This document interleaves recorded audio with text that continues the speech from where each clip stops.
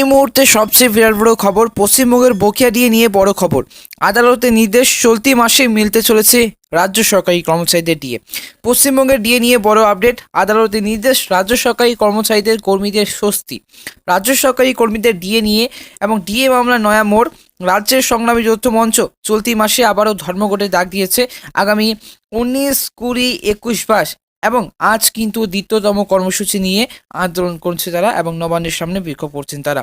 রাজ্যের সংগ্রামী যৌথ মঞ্চের এই মাসেই কিন্তু এই সপ্তাহের মধ্যে এবং 4 দিন কিন্তু ঘোষণা করেছে যে এবং 4 দিন ধরে চলবে এই ধর্মঘট। কিন্তু এবার তারই পাল্টা জবাবে বিষয়টিকে তাতে হাতে নিয়েছে রাজ্যের হাইকোর্টে এবং হাইকোর্টের হস্তক্ষেপের সঙ্গে সঙ্গে কিন্তু ডিএ নিয়ে সামনে এসেছে বড় আপডেট। কি হতে চলেছে এবার এই মাসের মধ্যেই কি তবে মিলবে এতদিন ধরে জমে থাকা সমস্ত ডিএ? অবশ্যই কিন্তু আজকের এই ভিডিও আপনারা অবশ্যই প্রথম থেকে শেষ পর্যন্ত দেখবে। উল্লেখযোগ্য যে কেন্দ্র সরকারি কর্মচারীরা বছরে 2 বার বর্ধিত মহার্ঘ ভাতার সুবিধা ভোগ করে থাকেন। একটি বারে বছরের শুরুতে জানুয়ারি এবং অপরটি বারে বছরের মাঝামাঝি করে জুলাই মাস নাগাদ। সেই অনুযায়ী চলতি বছরেই এই বছরের যে জানুয়ারি মাসে 4% মহার্ঘ ভাতা বৃদ্ধি পাওয়ার পর কেন্দ্র সরকারি কর্মচারীদের ডিএ হয় 42%। আর জুলাইয়ের মহার্ঘ ভাতাটি এবং কেন্দ্রীয় অর্থ মন্ত্রক বাড়িয়েছে সম্প্রতি অক্টোবর মাসে, যার দ্বারা আবারও এক ধাক্কায় 4% ডিএ বেড়ে বর্তমানে তা এসে দাঁড়িয়ে তা অপরদিকে তারা কেন্দ্র সরকারি কর্মচারীরা পায় 46% হারে। এদিকে কেন্দ্র সরকারি কর্মচারীদের এরূপ সুবিধা ভোগ করতে দেখে এবং আমাদের রাজ্য সরকারি কর্মচারীদের মধ্যে সৃষ্টি হয় উত্তেজনা। মূল্য বৃদ্ধির সঙ্গে তাল মিলিয়ে বেতন বৃদ্ধি করছেই কেন্দ্রের কর্মচারীদের, তাহলে রাজ্য সরকারি কর্মীদের কেন তা হবে না?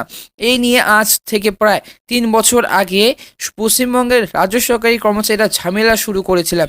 সমস্ত কর্মীরা সংগঠন একত্রিত হয়ে গঠন করে সংগ্রামী যৌথ মঞ্চ, যার উদ্যোগে এখনও পর্যন্ত বহুবার বিভিন্ন মিটিং, মিছিল এবং ধর্মঘট কর্মবিরতি করা হয়েছে। যেমন চলতি বছরে কিন্তু শিক্ষক দিবসের দিন করুণাময়ী বাস স্ট্যান্ডের সামনে এবং অক্টোবর মাসের 10 ও 11 তারিখ বিকাশ ভবনের সামনে সমাবেশ করে ধর্মঘট পালন করেছেন কর্মীরা।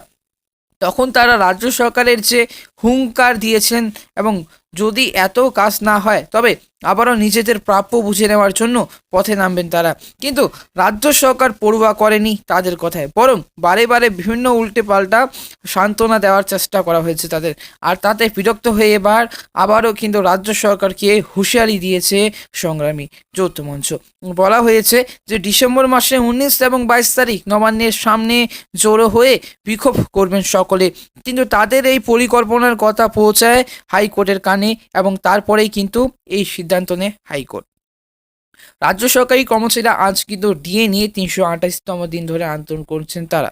রাজ্য সরকারি কর্মচারীদের ডিএনএস অ্যালাউন্সের দাবিতে পরবর্তী ধর্মঘটের যে পরিপ্রেক্ষিতে তাদেরকে আদালতে মামলা দায়ের করতে বলেছে রাজ্য সরকার হাইকোর্ট এবং এই ব্যাপারে একটি পিটিশন দায়ের করতে নির্দেশ এবং দেওয়া হয়েছে সংগ্রামী যৌথ মঞ্চকে। উচ্চ আদালত কর্তৃপক্ষ এবং কোর্ট কর্তৃপক্ষ জানিয়েছে মহার্ঘ ভাতা নিয়ে এই কেসটি আগামী সোমবার আদালতে পেশ করা হবে এবং সেই দিনে কিন্তু এর শুনানি হবে। দেখা যাক এবার পরবর্তী শুনানিতে কি নির্দেশ দেয় হাইকোর্ট।